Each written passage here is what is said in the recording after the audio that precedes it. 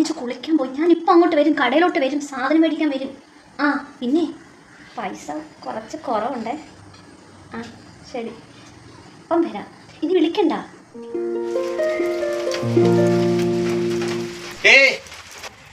അല്ല നീ എവിടെ പോകുന്നു രാവിലെ? ആഹാ, ഇവിടെ സാധനങ്ങളൊക്കെ തീർന്നാ നിങ്ങൾക്ക് അറിയത്തില്ലേ? അറിയാം. കടയിൽ പോകാൻ വരുന്നു, സാധനം മേടിക്കണം. കഴിഞ്ഞ മാസം പൈസ കൂടെ കൊടുക്കാനുണ്ട്. നിങ്ങൾക്ക് കുടിക്കാൻ കാശുണ്ടല്ലോ. അതല്ല ഇന്നലത്തെ ഇരിപ്പില്ലേ? ആ ഇന്നലത്തെ അവിടെ ഇരിപ്പുണ്ട്.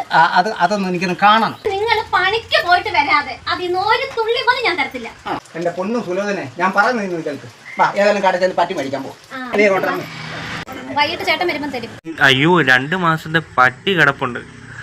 ഇങ്ങനെ നടന്നാ എങ്ങനെ പെങ്ങളെ? നടക്കത്തില്ല. ഇവരുടെ പറ്റത്തടാ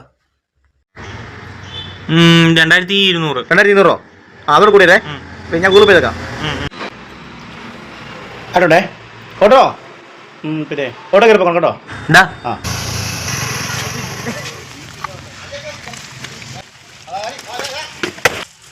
ചാന്ത് കൊണ്ടുപോണേ. ഓയ് വിജയ് മേശ്ശേരി ഇങ്ങോട്ട് വന്നേ, ഒരു കാര്യം പറഞ്ഞേ. ഒരു കണ്ടോക്കെ നാളെ സൈറ്റ് ഓടാ. നമ്മൾ കഴിഞ്ഞ ദിവസം വാർത്തയില്ലേ, അവിടെ തട്ട് വിളിക്കാനുണ്ട്. അതിനുശേഷം അവിടെ തേപ്പ് വെച്ചേക്കും, നാളെ വെച്ചേക്കുക. എംസാനും ഉച്ചയ്ക്ക് വരും, പീസാനും വരുന്നുണ്ട്. അവിടെ ആരും കാണാൻ സൈറ്റില്ല.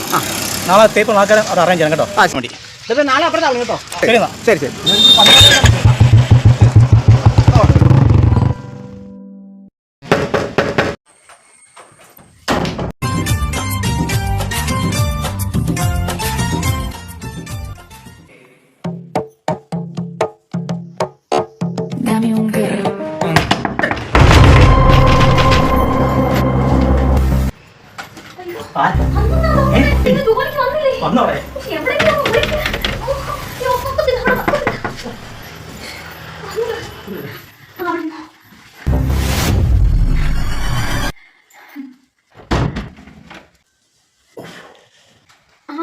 ചേട്ടന് പണിയില്ലായിരുന്നോ?